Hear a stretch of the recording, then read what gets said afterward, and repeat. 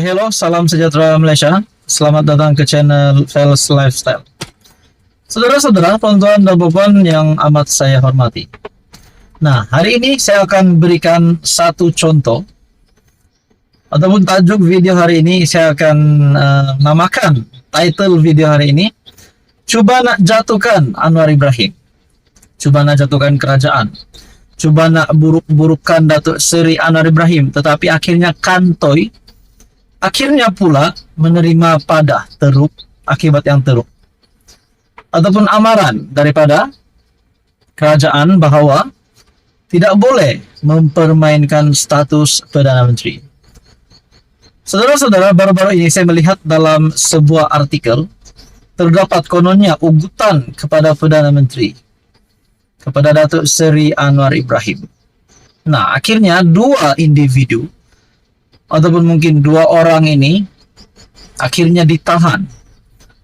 Bagi saya ini pasti satu tangkapan yang mengejutkan ramai kepimpinan politik, tidak kira daripada kerajaan kah, daripada pembangkang kah, daripada Perikatan Nasional dan sebagainya. Ini pasti satu tangkapan yang mengejutkan. Saudara-saudara, satu artikel daripada Harapan Daily mengesahkan dua lelaki ditahan bantu siasatan kes ugut Perdana Menteri.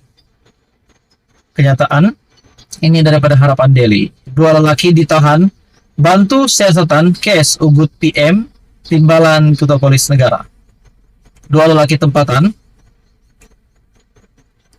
tempatan disahkan ditahan polis secara berasingan di sekitar Selangor dan Pulau Pinang bagi membantu siasatan berhubung hantaran di media sosial. Hantaran itu mengandungi kenyataan berbaur ugutan jenayah terhadap Perdana Menteri Datuk Seri Anwar Ibrahim dan Timbalan Ketua Polis Negara Datuk Seri Ayub Han. Menurut pengarah Jabatan Siasatan Jenayah JSJ Bukit Aman, Datuk Seri Muhammad Syuhaili Muhammad Zain, lelaki pertama yang disyaki pemilik atau pengendali Facebook Naked Hikers Ventures berusia 51 tahun ditahan di kawasan Bandar Baru Bangi, Selangor. Jelasnya, lelaki kedua pula yang dipercayai pemilik atau pengendali akaun Facebook J. Gadzru berusia 27 tahun ditahan di kawasan Bukit Mertajam, Pulau Pinang.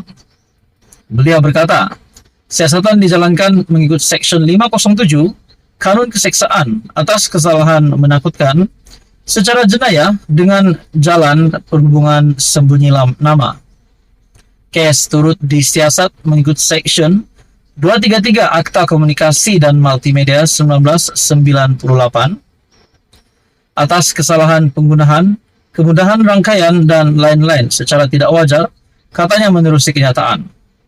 Muhammad Suhaili juga berkata, Polis Diraja Malaysia menasihatkan orang ramai agar tidak membuat sebarang spekulasi yang boleh mengganggu siasatan, memandangkan kes masih di peringkat siasatan.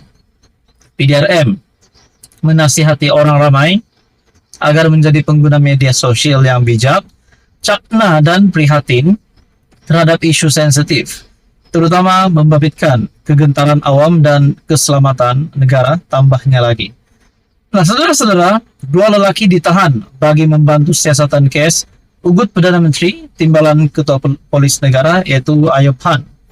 Tak pasti sekiranya dua lelaki inilah yang terlibat dengan ugutan tersebut, tetapi sudah pasti mereka disiasat. Nah, siapa dalangnya kita masih menantikan.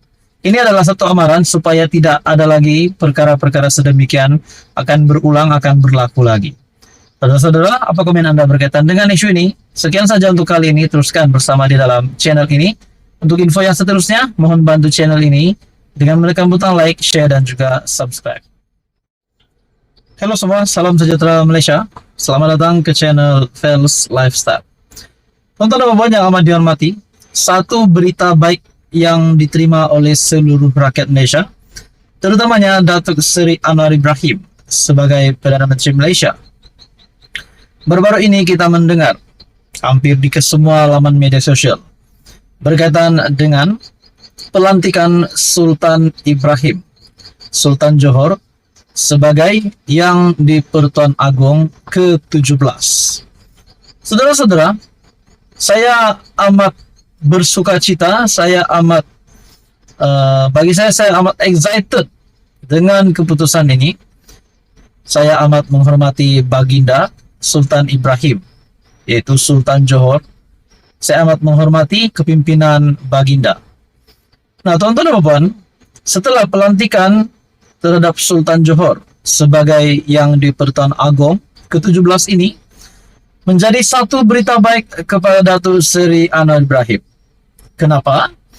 Sebabkan sebelum ini Sultan Ibrahim pernah membuat kenyataan berikan peluang kepada Datuk Seri Anwar Ibrahim untuk memimpin negara.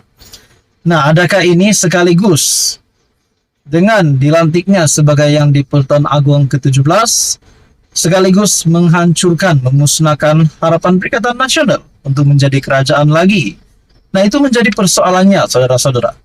Saya tidak mempolitikkan perkara ini, tetapi satu artikel dari negaramerdeka.com, artikel ini bertajuk Pelantikan Sultan Johor sebagai Yang di-Pertuan Agong ke-17, musnahkan impian Perikatan Nasional kembali berkuasa. Nah, celah manakah musnahnya impian PN selepas Baginda Sultan Johor dilantik sebagai Yang di-Pertuan Agong ke-17? Nah, mari kita lihat di dalam artikel ini, negaramerdeka.com. Pelantikan Sultan Johor sebagai YDPA ke-17 musnahkan impian PN kembali berkuasa. Sultan Johor, Sultan Ibrahim almarhum Sultan Iskandar, pada Jumaat dipilih sebagai Yang di-Pertuan Agong ke-17 bagi tempo 5 tahun, berkuat kuasa 31 Januari 2024. Memetik sinar harian, penyimpan mohor besar Raja-Raja Tan Sri Syed Daniel Syed Ahmad dalam kenyataan pada Jumaat memaklumkan pemilihan itu dibuat pada mesyuarat Majlis Raja-Raja ke-263 khas di Istana Negara.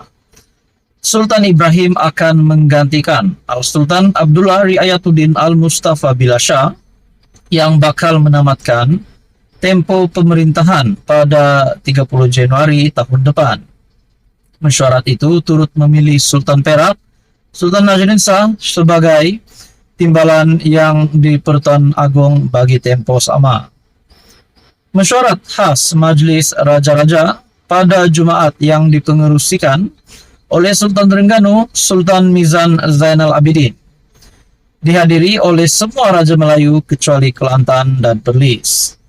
Kenyataan itu menyebut menurut peruntukan paragraf 3 bahagian pertama jadwal ketiga perlembagaan, keputusan Majlis Raja-Raja itu telah dikemukakan kepada kedua-dua Dewan Rakyat dan Dewan Negara.